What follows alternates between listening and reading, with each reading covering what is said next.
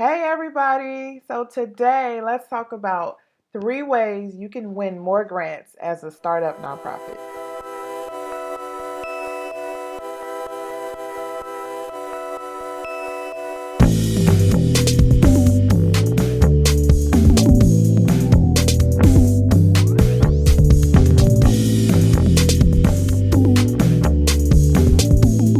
Hey there! So if you don't know who I am, my name is Tiffany and I created Boss on a Budget for new and small nonprofits who need help getting up and running. So I'm here for the newbies and I wanted to talk today about grant writing, especially for startup nonprofits, to talk through how do you become more successful as grant writers. And a lot of times I find that people who just start their organizations, they automatically just go to grants. They automatically think, now that I have, my 501c3, I can go ahead and start writing. I'll start winning some grants. We're going to be good. We're going to hit our budget goals and we're just going to take over. But a lot of startup nonprofits fail to realize that should not be your primary fundraising strategy in the beginning. And it takes a really long time to get your stride, and it takes a really long time to get the attention of funders to even want to give you money. So I figured I would talk a little bit today about what are 3 ways, given that landscape, given the realities of what it's like to be a startup nonprofit. I wanted to talk about 3 ways to increase your likelihood of winning grants when you're just starting out. So, if you are a nonprofit founder or if you know this very well and if you automatically went after grants, talk about your experience in the boxes below. Just comment below because I would love to hear about what it took for you to realize, oh, wait a minute, maybe grants isn't the right strategy. So, I want to talk through 3 ways today we can increase our likelihood and increase our success with grant writing. So, the first thing I want to talk about is funder relationships. And when I say funder, I mean whoever is giving you money. So that could be a government agency, that could be a foundation, it could be a business or a corporation giving you money. But I use the word funder to include all of that. So, one of the things you have to do in the beginning is invest in having real relationships with people you like to do business with, people you like to partner with, people who you like to give you money.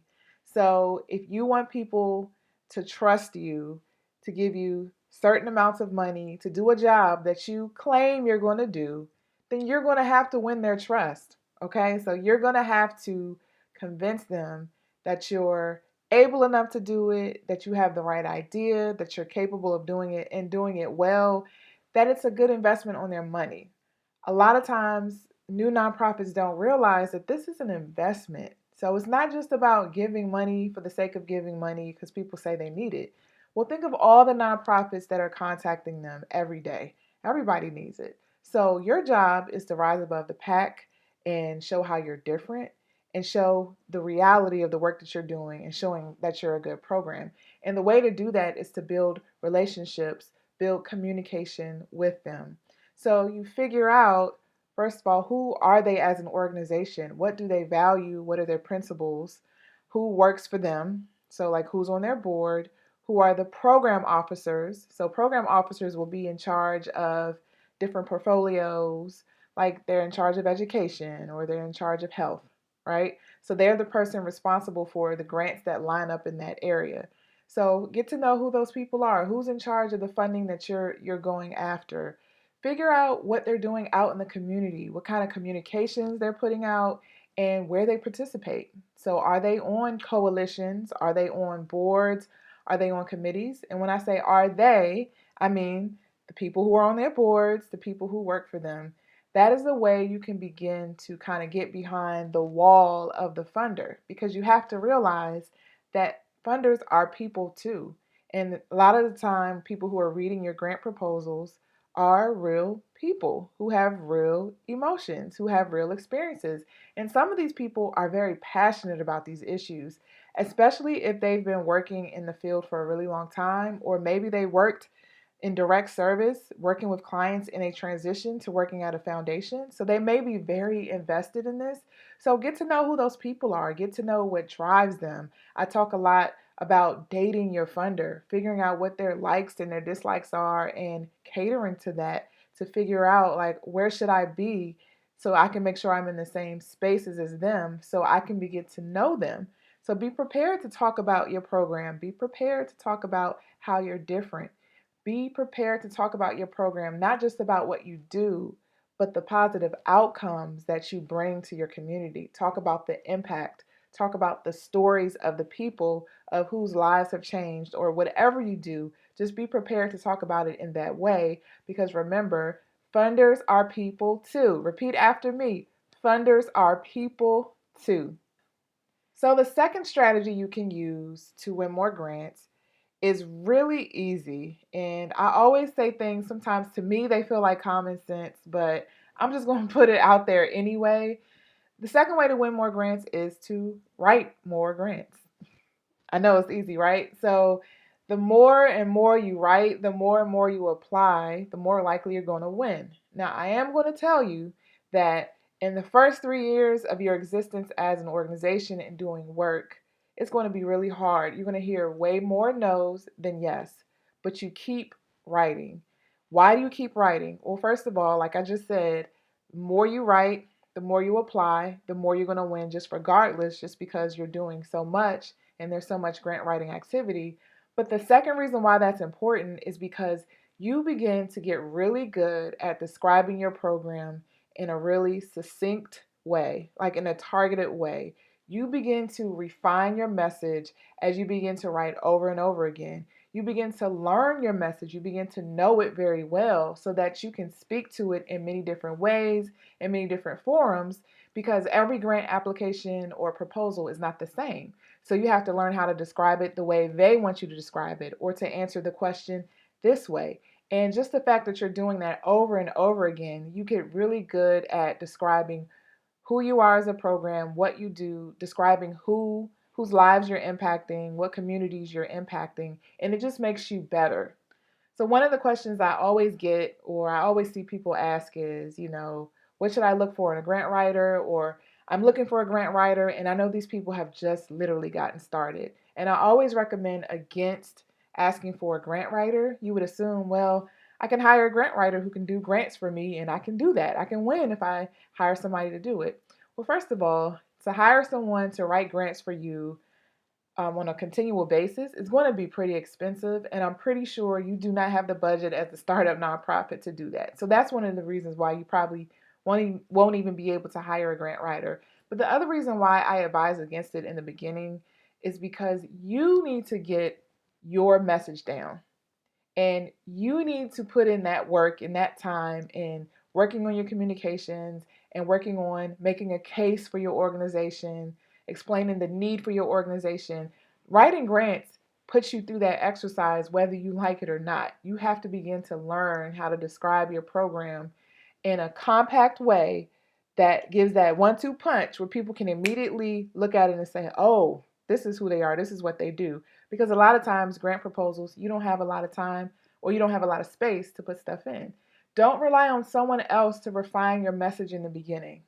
Get your message down straight. Get that clear. Go through all the exercises you need to go to learn how to describe your program the right way.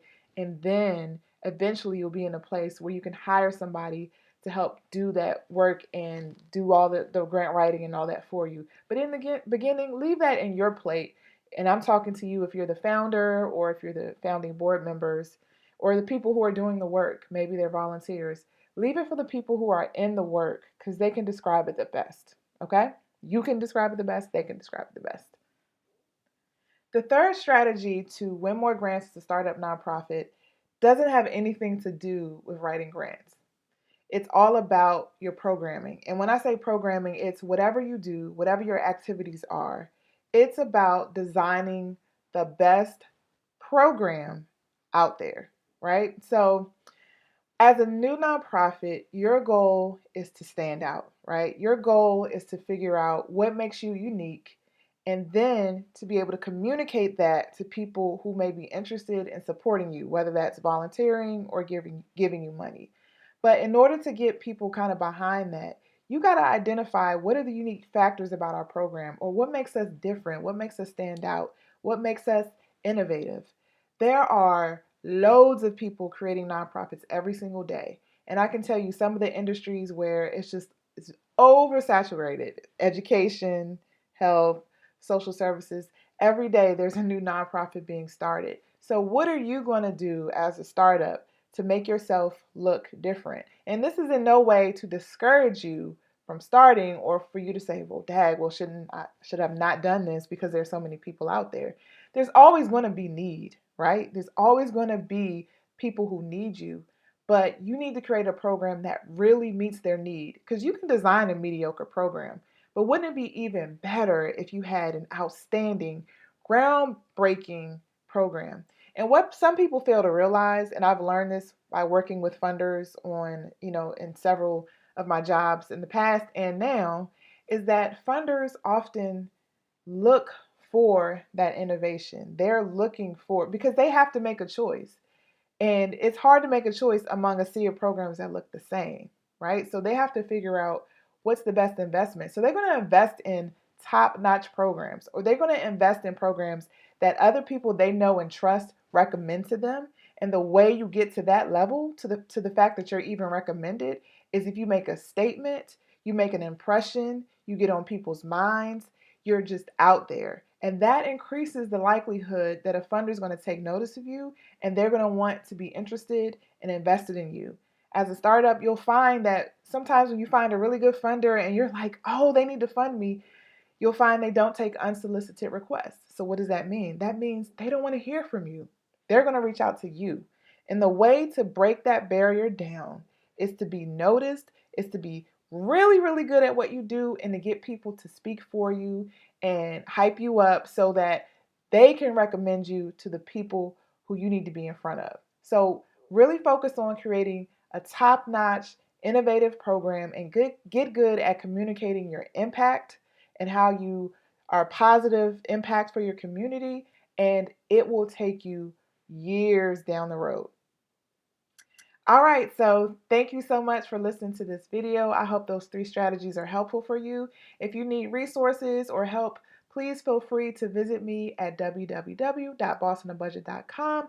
Also, if you need help with grant writing and you need to figure out what to write and how much and what to say, I have a workbook that would be awesome for you. It includes 10 worksheets to help guide you through a proposal so it can help you do your first narrative for your grant proposal so you can kind of get over that hump and not find yourself staring at a blank screen.